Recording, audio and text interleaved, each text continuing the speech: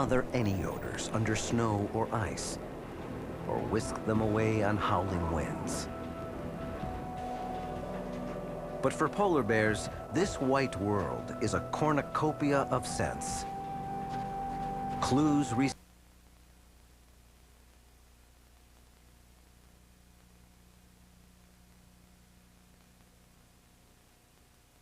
miles, and then suddenly, boom, they break into a seal structure.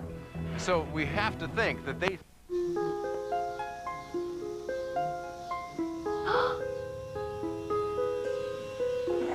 How is it possible? Millions of tiny mirrors on something so small. I've never seen anything so colorful, so clear, so real. Have you? It's amazing. It's the mirrors. We have to show everyone. HDTV powered by DLP. See how millions of tiny mirrors make the picture amazing. Say you had a box, 78 feet long, 36 feet wide. What would you do in that box? Something new? Something different? Would you make history? If the whole world was watching, how would you stand out on your playing field? Thinning hair? Now you can regrow it. Introducing the new Prevail brand of hair care products for men. Prevail is not available in stores, so call 1-800-458-1946 today and get a free month supply of Prevail hair regrowth treatment. Prevail is a proven line of products. One product regrows hair, the other style hair to make it look fuller and thicker right away. Call today and you can get 1 month supply absolutely free. And if you call in the next 10 minutes, you'll also get a free deluxe travel case with your purchase. Just look at the amazing results. Again, Prevail is not available in stores, so call 1-800-458-1946. And you can only get your free 1 month supply of Prevail hair regrowth treatment by calling today. So call 1-800-458-1946 now. Prevail works, which is why we're waiting to get you started with a free month supply, free travel case, and free shipping. Thinning hair? Call 1-800-458-1946 now for the new Prevail brand of hair care products. Get Prevail, get results. Next, a plane takes off, and within minutes, all aboard are unconscious, seconds from disaster. Everglades plane crash, next, on the National Geographic Channel. Tonight, the Puente Hills Fault lies directly under Long. Dare to explore, seconds from disaster, coming up in 30 seconds. Brought to you by Liberty Mutual. Responsibility. What's your policy?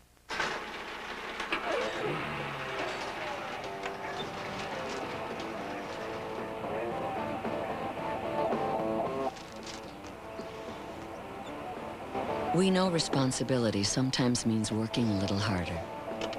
That's why really good students get a really good discount on their car insurance. Responsibility. What's your policy? Liberty Mutual. On a clear spring day in Florida,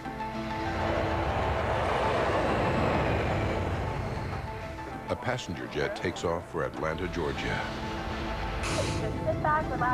110 people are on board. Then, just minutes into the flight, the aircraft swerves out of control in the sky. Soon it plummets into the Florida Everglades.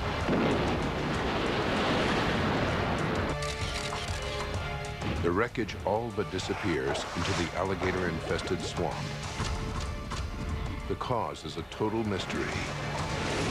Now, using advanced computer simulation, we reveal the facts behind one of America's most baffling air crashes and show exactly what went wrong on Flight 592. Disasters don't just happen. They're triggered by a chain of critical events. Unravel the clues and count down those final seconds from disaster.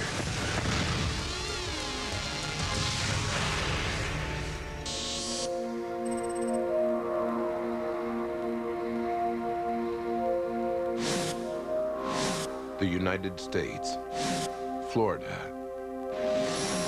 Miami International Airport, May 11th, 1996, 11:30 a.m. Jay Smith is being dropped off by his friend Scott Kleiman. Jay is on his way home to Montgomery, Alabama. Don't forget to say hi to your parents, okay? Tomorrow is Mother's Day, and his family is looking forward to seeing him, especially his mother, Susan. He is a wonderful child. I could not have asked for a better son. He is perfect in every way. Jay checks the board for his flight, ValueJet 592, scheduled to leave at 1 o'clock. He's at the airport an hour and a half early because security is tight.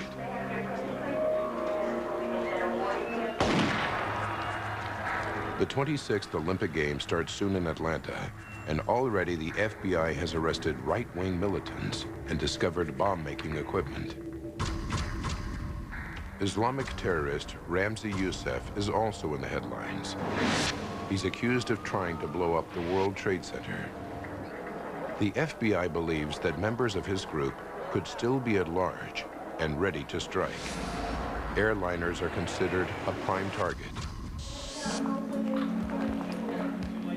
Booked on the same flight as Jay Smith are Sue and Ron Carpenter. They got married just 3 days ago on a cruise ship in the Caribbean. And Sue's brother, Mike, couldn't be happier for them. She was never happier in her life, and I don't think Ron was either. They had common interest, enjoyed being together. They were such a good match. Also traveling to Atlanta are several children, among them Andrew Leonard, his brother Jeremy, and sister Tabitha, who turns 13 a week from today. In total, 105 passengers are about to board the aircraft. It's a Douglas DC-9-32, a twin-engine jet with a distinctive T-tail stabilizer at the rear. The DC-9 has been in service for over 3 decades and was once a mainstay of American domestic aviation. But its history is not without incident. Since 1966, 77 DC-9s have been lost, with more than 1,800 fatalities. Now 27 years old, this particular plane has clocked over 68,000 hours in the air and is currently owned by the budget airline ValueJet. 1:25 p.m. Flight attendant Mandy Summers welcomes the passengers. Her bubbly personality has earned her the nickname Mrs. ValueJet. She's only had the job for a few months, but she's hoping for a promotion soon. She just knew it wasn't really where she wanted to be in her life. I guess she envisioned it as something more than it really was when she actually started. At the gate, ramp agents load the DC-9's forward cargo hold with passenger baggage. 62 pounds of U.S. mail and some aircraft parts, 3 tires, and several cardboard boxes labeled COMAT, short for company material.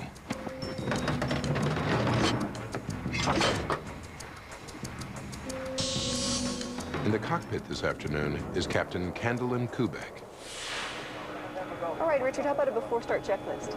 She has 2,000 hours flying time on DC-9s and is known for her dedication to the job. She couldn't get it out of her blood. She was destined to fly and just wasn't happy any other way. 1:30 p.m. and the aircraft is 30 minutes behind schedule due to some minor mechanical problems. The jet's autopilot isn't working properly. A fuel gauge and cabin phone are out, and there's a glitch in the hydraulics backup circuit. Fuel cross feeds? Checking through the systems is First Officer Richard Hazen, an Air Force veteran with 20 years of aviation experience. Faulty equipment isn't unusual at ValueJet. The carrier sells low-cost airfares using old airplanes bought from around the world.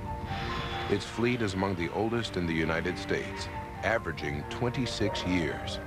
and there have been some recent incidents.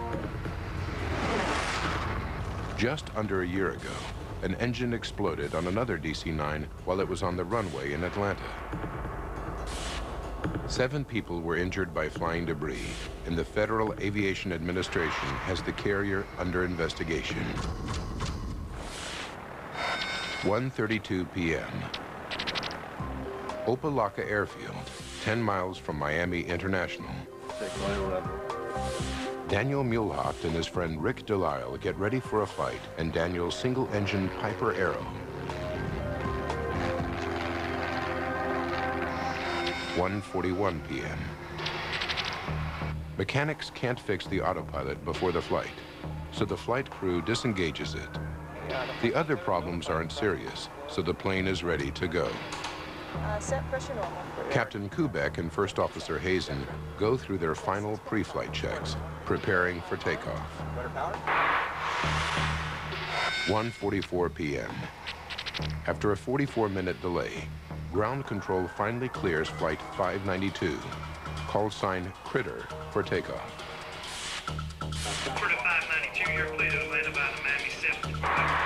Clear on your side? Clear right. All right, clear over here on the left. Now the flight crew taxis the 53-ton plane towards the runway and waits for their takeoff slot.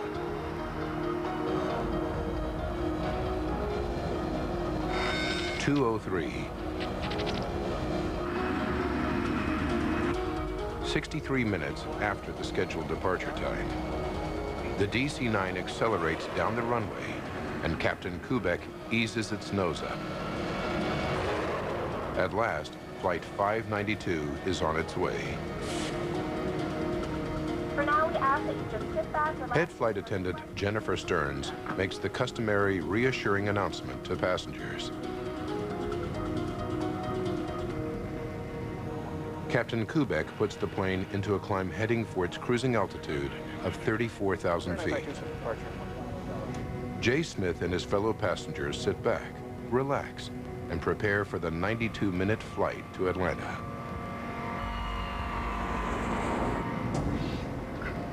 But at 2:10 p.m., just minutes after takeoff, people start to smell smoke. Flight attendant Mandy Summers tries to reassure the passengers.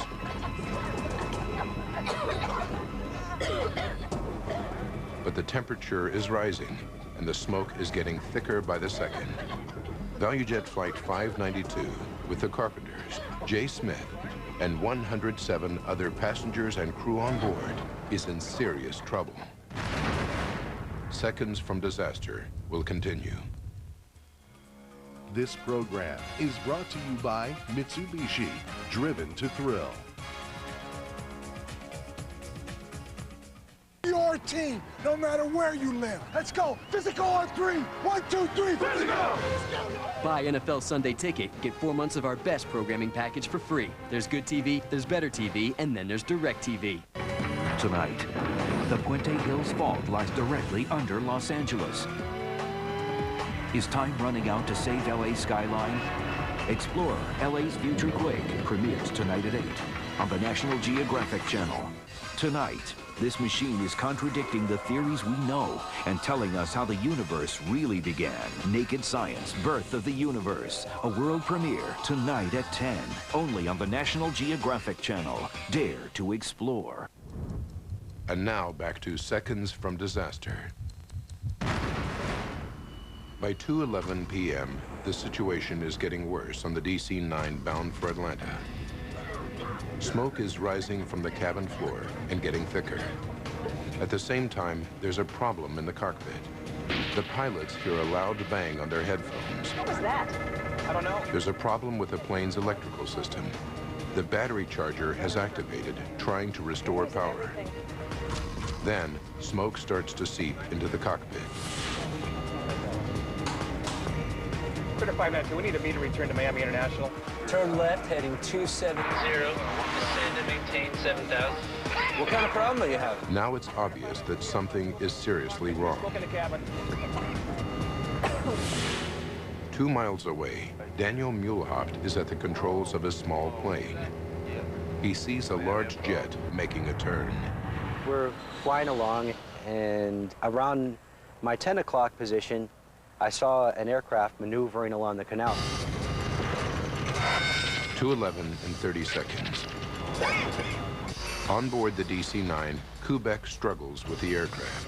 The controls are no longer responding normally. In the cabin, the temperature is rising.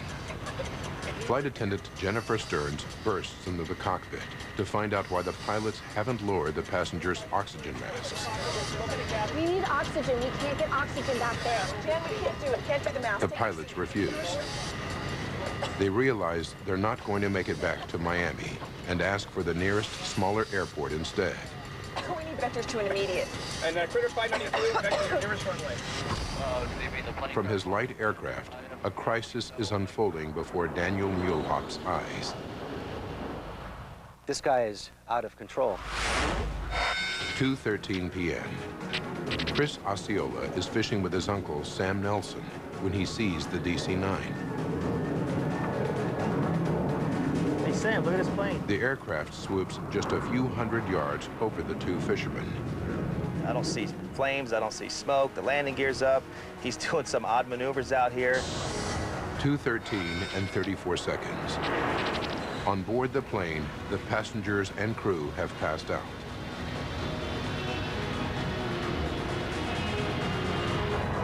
(2:13 and 42 seconds. Just 9 minutes and 27 seconds after takeoff. Flight 592 crashes into the Florida Everglades. These photos, taken by Daniel Muehlhoff just seconds after impact, show only a dark pool of fuel on the surface of the swamp. From his plane, he radios air traffic control at Miami and tells them he's just seen a plane crash. He stays above the site to help emergency services locate the spot.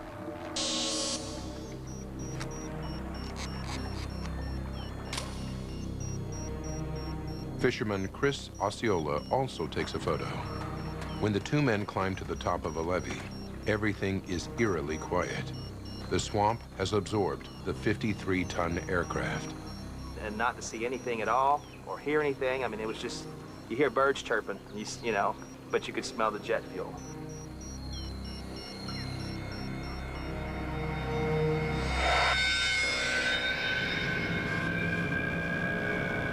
The crash site is 300 yards from the nearest levee and 9 miles from the nearest road. Rescuers can only reach it by airboat and helicopter.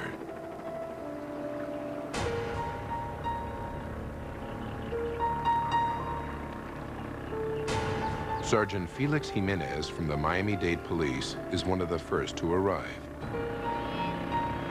As we got closer to the crash site, I could determine that there was an aircraft that crashed, but it was all in very small pieces.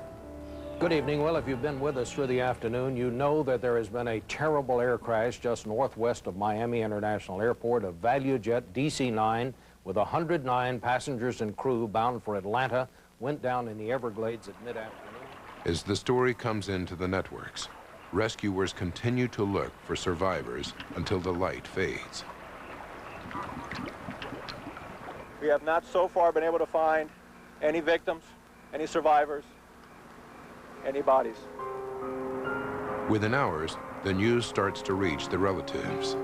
Susan Smith discovers the truth about her son in a phone call. There was horrible screaming, and I realized that it was my daughter. She told me that a plane had gone down coming from Miami. And at the moment she told me that, in my heart I knew that it was the plane that Jay was on. Jay Smith, on his way home for Mother's Day, has had his life cut short at 24.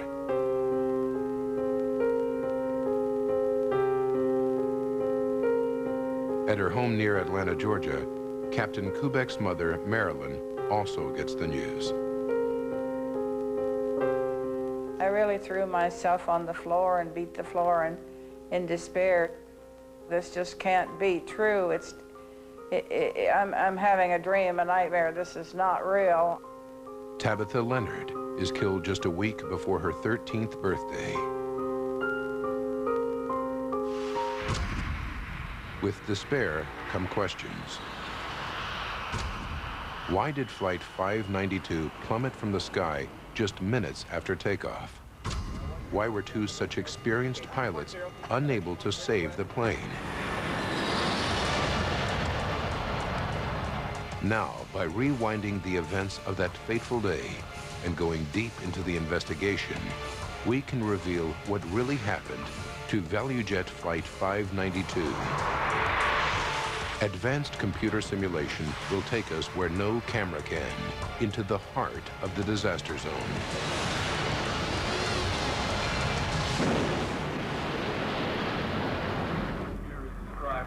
900 miles north in Washington, D.C., National Transportation Safety Board expert Greg Feith watches the news from Miami. He's led two major investigations for the Safety Board before, but he already knows this one will be a challenge. As I was running around my house packing to leave and having all the TVs on and they were showing aerial views of the accident site, all I could wonder as an accident investigator is how am I going to conduct this investigation when I don't see any visible wreckage? As Greg assembles the Safety Board's rapid response team, an NTSB official captures the scene with a home video camera. Just 2 hours after the loss of Flight 592, they're en route to Miami and fly over the crash site on the way. It's a sobering sight. Definitely not a lot of anything out here. With over 800 DC-9s in service, finding out what happened is an urgent matter. But with a crash site like this, Greg will have to slowly build a picture of what happened, piece by piece. All the information that you get, all the evidence that you develop is equal until such time is that the storyline, the facts support a particular storyline.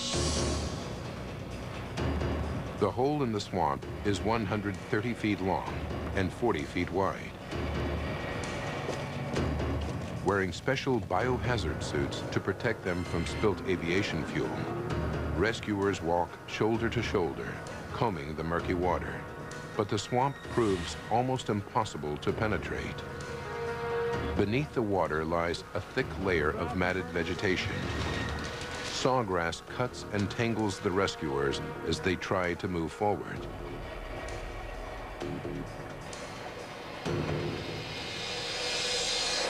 What is your full name, please? Jesse Lowell Fisher. And your occupation? As the search for clues gets underway, Safety Board experts interview the last person who spoke to Flight 592. What is your date of birth, please? Air Traffic Controller Jesse Fisher. Climate maintains. They discovered that the crew reported smoke on board minutes before the crash. And that suggests only one thing, a fire somewhere on the plane. So the focus now becomes what's the origin of the fire that would create enough smoke for the crew to not only notice it, but have to report it. One answer could lie in ValueJet's recent history.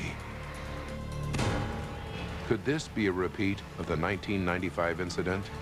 Could some kind of engine failure have led, even indirectly, to the loss of a second aircraft? ValueJet alone has 47 other DC-9s in their fleet. Could they all have faulty engines? Thousands more passengers might be at risk. Seconds from disaster will continue. Tonight, the Puente Hills Fault lies directly under Los Angeles. Is time running out to save LA's skyline? Coming up next, only on the National Geographic. I need 480 tons of plaster. I need 70 more rolls of paper. All small businesses have one thing in common. They need things. We need to get 6 tickets for Tokyo. We're open to helping meet your needs. That's why there's the new American Express Business Gold Rewards Card. With no preset spending limit, you can get what you need, plus the rewards you deserve in return. By calling 1-800-NOW-OPEN or visiting us online, you can also get automatic discounts on the things you buy most. I need to rent a car every week. I need to ship 42 glass bowls. We'll also show you how easily you can earn 100,000 points in your first year alone. Enough for things like 4 round-trip airline tickets or other rewards. Earn as many points as you can. They never expire. I need a better way to buy what I need. The new American Express Business Gold Rewards Card. Call 1-800-NOW-OPEN or visit open.com/gold for yours, and we'll waive the fee for the first year. And now back to seconds from disaster. Conditions at the site where ValueJet 592 crashed are hazardous. There's a constant threat from alligators, attracted by the search activity, the wreck, and its contents. Armed guards are deployed to keep the predators away. To make matters worse, the airboats and search teams are stirring up the silt layer, reducing visibility below the water from just a few inches to none. Then, in an attempt to see through the murky water, the team brings in ground-penetrating radar. They find a thick layer of mud below the water level. And below that, 7 feet down, solid limestone. The plane smashed into thousands of pieces as it hit the rock.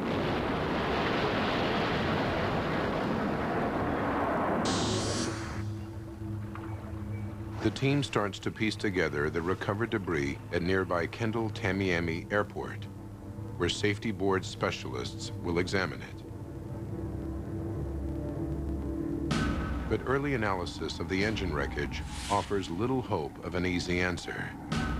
Plane debris, sawgrass, and swamp mud are buried deep in the engine casings.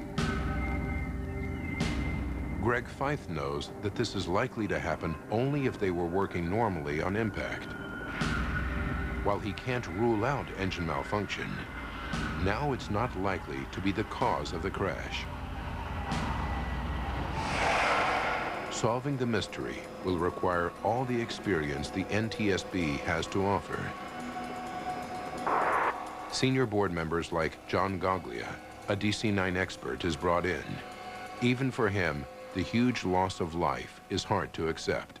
You still feel the pressure on your emotions, knowing that 110 people have died right in this area where you're working, where you're recovering pieces. And it does eat on you. For all the investigators, the search for clues is a grim task.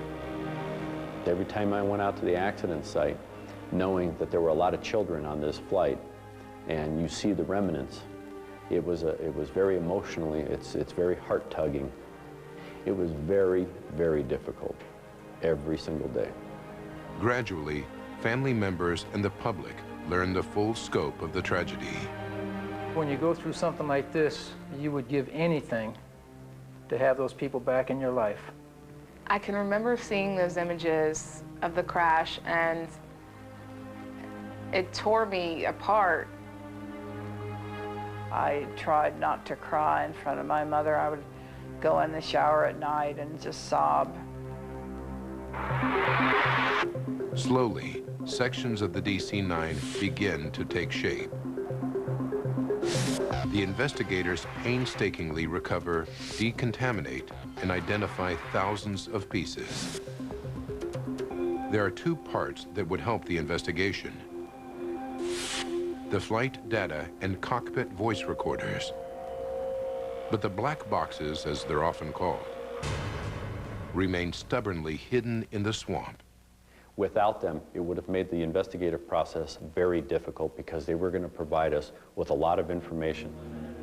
The team carries on and finds that even without the black boxes, the wreckage in the hangar does begin to yield useful information. Metal seat frames melted. Carpets and fuselage coverings burned intensely. It becomes clear that the smoke First Officer Hazen reported had come from a blazing fire, one hot enough to melt aluminum. But even for DC-9 expert John Gaglia, the source of such an inferno is a mystery. We knew that there was an intense fire. What that meant, how that happened, was eluding us. Then, as a police team fans out across the muddy pools of swamp water, an officer steps on something solid, a moment captured on camera. It's the FDR, or Flight Data Recorder, a major find. Damn, we got a box. If the box survived the crash intact, it will provide the team with key technical data from the flight, including airspeed, altitude, and the plane's movements in the air. Most importantly, it will tell them whether the plane's engines failed.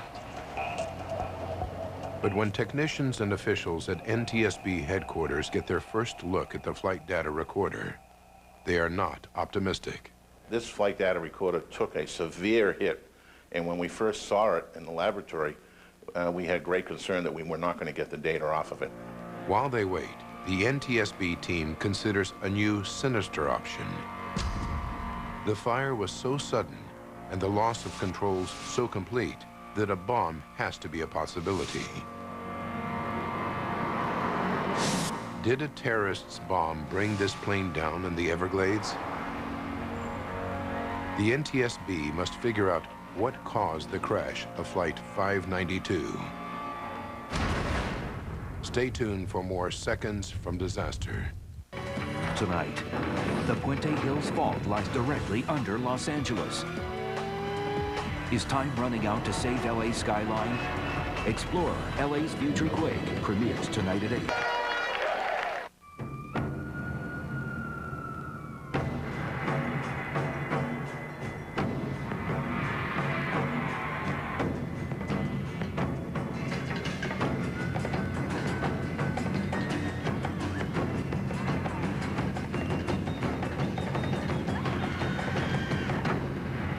Get a heart-pounding deal on the 2006 Mitsubishi Eclipse GT. Hurry, offer ends October 2nd. Mitsubishi, driven to thrill. Code green. Target sighted. If you're on the go, you've got to have Esurance. Save some green at esurance.com or call 1-888-ESURANCE. Tonight, a plane crashes in a quiet New York suburb months after 9/11. The public suspects another attack, but investigators discover the pilot may have accidentally made a fatal error because he was trained to do it. Seconds from Disaster, plane crash in Queens, premieres tonight at 9 on the National Geographic Channel. You're watching the National Geographic Channel, now available in HD.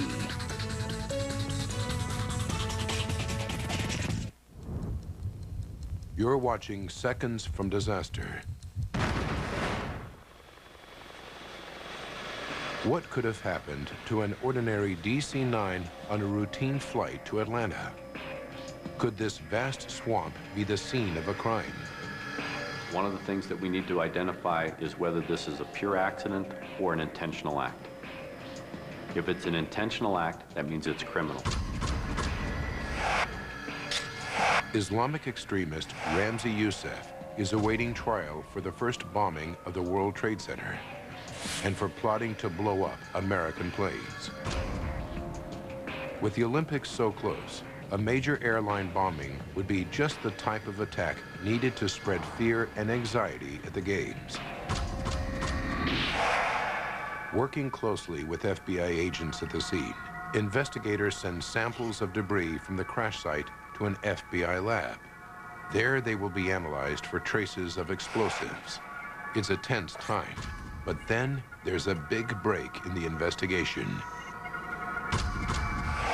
After hours of delicate work, the NTSB's analysts managed to extract the data from the damaged flight data recorder. The evidence is stark. The aircraft seems to have been suffering multiple mechanical and electrical failures for over 2 minutes. Even the FDR itself seems to have failed about 55 seconds before impact.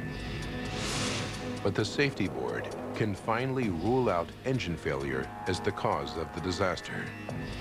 The performance data on the FDR showed us that the engines were running.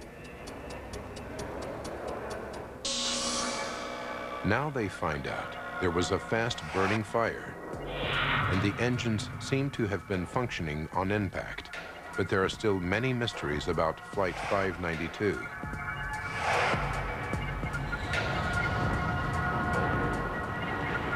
If they can find the second black box, the cockpit voice recorder, they might find the missing clues they need.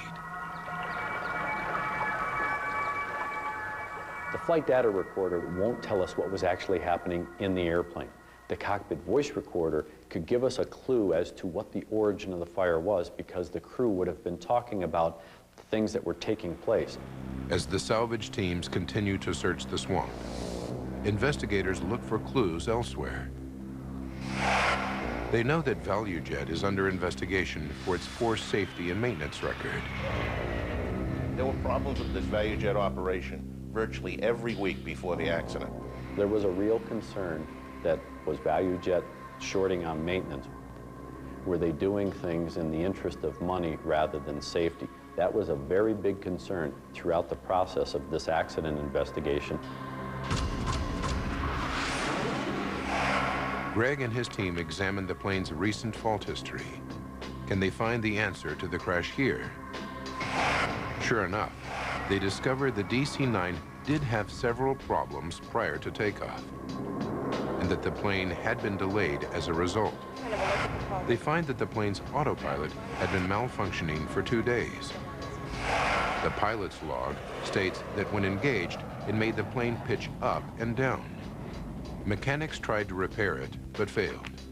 So 592's crew followed standard procedure and flew it in manual mode instead. The team also discovers that the fuse for the hydraulic backup system blew. But this time, mechanics did manage to repair it. Although it seemed like a promising lead, they can find nothing in the maintenance log that explains the crash. It was clear that singly or collectively, none of those would have caused a fire on the airplane. Then the results come back from the FBI lab, and the investigators, the organizers of the Olympic Games, even the federal government breathe a sigh of relief. This was not an incendiary type device or an explosive type device. That put the fear aside for us as investigators that we were going to be looking at it from a different perspective. They can now rule out a terrorist attack as the cause of the crash. But Faith is still no closer to solving the mystery. Finding the cockpit voice recorder, or CVR, is still their best hope in the search for the cause of the disaster. By Sunday, May 26th, the search has been going on for more than 2 frustrating weeks. Today, the search party is 1 man short. So Sergeant Jimenez, the policeman who had been one of the first on the scene after the crash, volunteers to go back into the swamp. The search was very difficult. It's 80 and 90 degree weather, high humidity. Almost every day we had thunderstorms and we had to evacuate the crash site.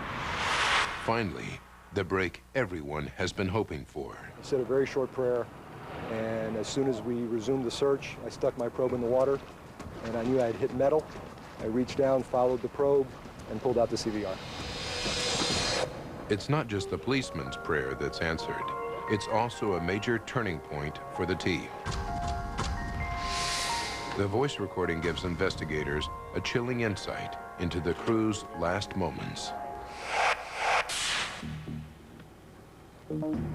First, they discovered that Captain Kubek and her co-pilot Richard Hazen knew they had a problem at 2:10 p.m., 6 minutes into the flight, when they heard a strange noise on their headphones. What was that? I don't know. We got some kind of electrical problem. Then, the plane's battery charger kicks into life. Battery charger's kicking in. We're losing everything. It's another clue. The battery charger would start if there was a loss of electrical power. Could an electrical fault have caused the fire? Much of the wiring has been badly damaged or completely destroyed. The rest is in bits on the hangar floor. Even so, they still might hold clues to what happened. But try as they might, they can't find any evidence for a short circuit. It's another dead end. Once more, they return to the cockpit voice recorder. We need oxygen. We can't get oxygen back there. Nearly 3 minutes before the crash, Flight Attendant Jennifer Stearns opens the cockpit door. The passengers in the cabin are the first to be overcome by smoke. To Fythe, this places the fire somewhere behind the pilots. Investigators at Kendall Tamiami concentrate on the area around the jet's passenger cabin. The fire was so intense here that the floor has literally melted away. Could something beneath the passenger's feet, possibly in the forward cargo hold, have started the fire? It's an unlikely scenario. This compartment is officially known as a Class D hold. Completely airtight, it also has a fireproof lining. Any blaze here should quickly burn itself out due to lack of oxygen. But Fythe checks it out anyway. We had to go back to the manifest. We had to see what was in that forward cargo hold. The safety board studies the paperwork to see if the forward hold contained anything suspicious. There were 62 pounds of mail and some passenger baggage. But with a bomb or incendiary device already ruled out, investigators move on. The manifest shows 3 tires from another DC-9 in the compartment. The shipping ticket also lists 5 cardboard boxes full of parts labeled oxygen canisters loaded in the hold. At first, Greg and his team have no concerns. They think they're empty steel oxygen cylinders that fit in many different kinds of planes. But then the whole investigation takes a dramatic turn. These are not just oxygen cylinders. In fact, they're chemical oxygen generators, small metal canisters containing a volatile mix of compounds. That changed the whole complexity and complexion of the investigation. When installed, the generators supply oxygen for passengers in an emergency. They are attached to a face mask with a thin rope that connects to a firing pin. If passengers pull down on the masks, the pin is released, starting a chemical reaction which produces oxygen. During use, the generator's surface temperature can reach 500 degrees Fahrenheit. Could the spare generators housed in the hold have somehow activated and burst into flames? There's just one problem with this theory. The shipping ticket lists all the generators as empty, so they couldn't have been hazardous. Or could they? Investigators interview staff from ValueJet's maintenance company, SaberTech, based in Miami. They discover that the generators in the boxes on board Flight 592 had been removed from 2 McDonnell Douglas MD-82 jets because they were out of date. The rules for disposal are clear. They should either be activated and disposed of properly or made safe by fitting small safety caps over the firing mechanism. SaberTech produces work cards confirming that the generators were properly dealt with. But then comes a disturbing discovery. Salvage teams recover 28 of the generators from the swamp, 18 almost intact. Greg and his team examined them carefully. They discovered that 9 of the 28 show signs of activation. At least some of the oxygen generators could not have been empty, as the shipping ticket said. When they questioned the SaberTech workers further, they admit they didn't fit any safety caps on the canisters. They just duct taped the cords around the metal canisters or cut them and stuck the ends down with tape. Then they signed off the work cards, even though the correct procedure hadn't been followed. Finally, a stock clerk packed them loosely under a layer of bubble wrap. I couldn't understand how the process could break down so substantially, and the carelessness that originated on the shop floor could escalate to getting these oxygen generators on the airplane. But so far, it's only a theory. Greg and the team don't know for sure whether an activated generator could produce enough heat to start a fire.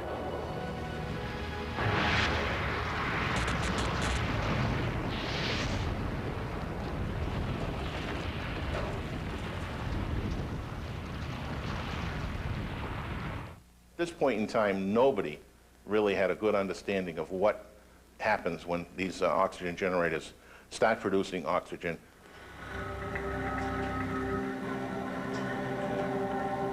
The NTSB conducts an experiment. They construct a replica hold at the Federal Aviation Authority's fire test facility near Atlantic City. Technicians place 28 generators in a box and cover them in bubble wrap. They pull a wire connected to the pin of one generator and retreat. They have high hopes, but the generator heat produces just a small fire and a little smoke. None of the other generators activates, and the box doesn't catch fire. Greg's theory doesn't seem to be standing up. That first test was discouraging. You tend to start to question, are we really going down the right road? With the public, the airline industry, and friends and families of 110 people pressing them for answers, the NTSB investigators are facing a crisis. Seconds from disaster will continue. Next, is the Earth going to experience another ice age? Scientists dig 10,000 feet below to uncover a planetary blueprint. Could ancient fossils and Arctic ice cores forecast the future? Naked Science Big Freeze. Act now for our best offer yet. Unlimited local and long distance for just $19.99 a month for the first 6 months. That's a savings of up to 50% on your phone bill. Call 1-800-620-6630 or visit Vonage.com/1999. Tonight, the Puente Hills Fault lies directly under Los Angeles. Is time running out to save LA's skyline? Explore LA's Future Quake premieres tonight at 8 on the National Geographic Channel. Three means of destruction. This cannot happen! Oh my God! This match is probably going to be very graphic. It's going to get nasty. It's going to get ugly. Their health and well-being and welfare is on the line in this match. Two fearless superstars. One brutal struggle. Tables, ladders, and chairs. John Cena, Edge. A tables, ladders, and chairs match for the WWE Championship. WWE Unforgiven, live Sunday, September 17th on DirecTV pay-per-view. A ticket from DirecTV. We now return to seconds from disaster. The mystery of what downed ValueJet 592 is proving to be a tough nut to crack. Early results from the fire test facility suggest that the chemical oxygen generators simply don't create enough heat to start a fire. Greg Feith and his team try again. They have no alternative. They repeat the test, but this time they copy the conditions in the hold more accurately. They use more generators, baggage, and an airplane tire. This time the fire takes hold in just a few minutes. After 10 minutes, the roof of the test hold is at 2,000 degrees Fahrenheit. A minute later, it has climbed another 800 degrees Fahrenheit. 30 seconds more, and the temperature is too high to be measured accurately by the lab equipment. Then, after 16 minutes, comes a noise that provides the last clue. The tire in the recreation of the hold has burst. The oxygen generators did have the capacity to start and sustain a fire. Investigators now know the critical chain of events that led to the crash of Flight 592. They know why a fire started on board the plane, what fueled it, and why the pilots lost control of the aircraft, leaving everyone on board seconds from disaster.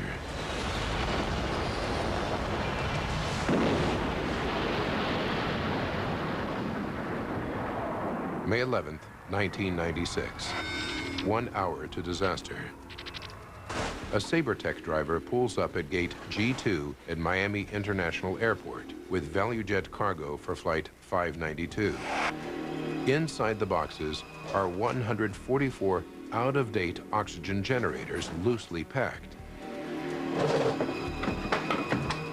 A ramp agent places them around a large airplane tire. The pilots are unaware that they have a dangerous load on board. 30 minutes to go.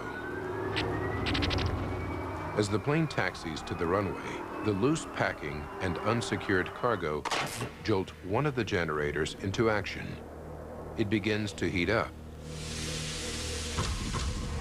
11 minutes to disaster.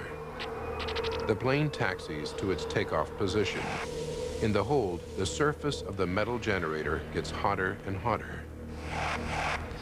Soon the heat ignites the cardboard box and bubble wrap, and the blaze begins. 10 minutes to disaster. Flight 592 takes off from Miami International. Even though the hold is airtight, the fire is now blazing, sustained by the oxygen produced by the generators. 3.5 minutes to go. What was that? The sound heard by the crew is one of the tires in the hold bursting, just as it did in the lab test. Unknown to the pilots, the fire begins to eat away at the systems on board. We got some kind of electrical problem. The battery charge is kicking in. We're losing everything. The battery charger can't help the stricken jet as the fire is consuming everything in its path, including the control cables that run to the rear of the plane. Captain Kubek begins to lose control of the aircraft. We're on fire! Temperatures in the hold have now reached more than 3,000 degrees Fahrenheit. In the cabin, passengers are becoming desperate as they choke on the toxic fumes. Flight attendant Jennifer Stearns rushes into the cockpit, but the pilots refuse to drop the masks, knowing that oxygen would only make the fire worse. 1 minute from disaster. The cabin floor burns and begins to cave in. 7 seconds to disaster. Now, no one is in control of the plane. The crew is probably unconscious, overcome by toxic fumes given off by the aircraft's interior fittings. Seconds later, Flight 592 nosedives into the Florida Everglades at 500 miles per hour.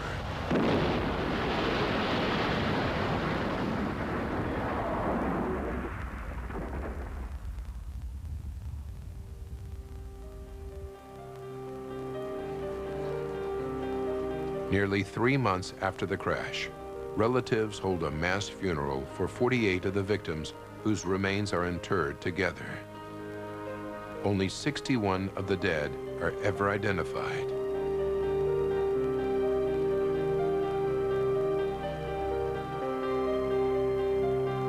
Everything that could go wrong did go wrong. And 110 people paid with their lives for something that never, never should have happened. I miss the love. I've got the love, but I don't have the physical capability of reaching out and hugging him and hearing his voice. And that's really hard for a mom. ValueJet eventually takes over another company and becomes AirTran. SaberTech is fined $500,000 for its part in the tragedy, but goes out of business before the money is ever paid. Previously, the NTSB had recommended that airlines fit all Class D holds with fire alarms and extinguishers, but the idea was rejected because of the cost.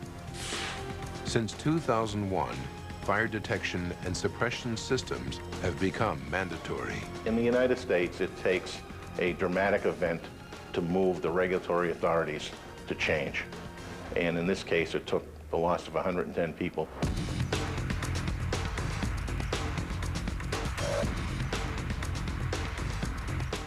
Hello, I'm a Mac.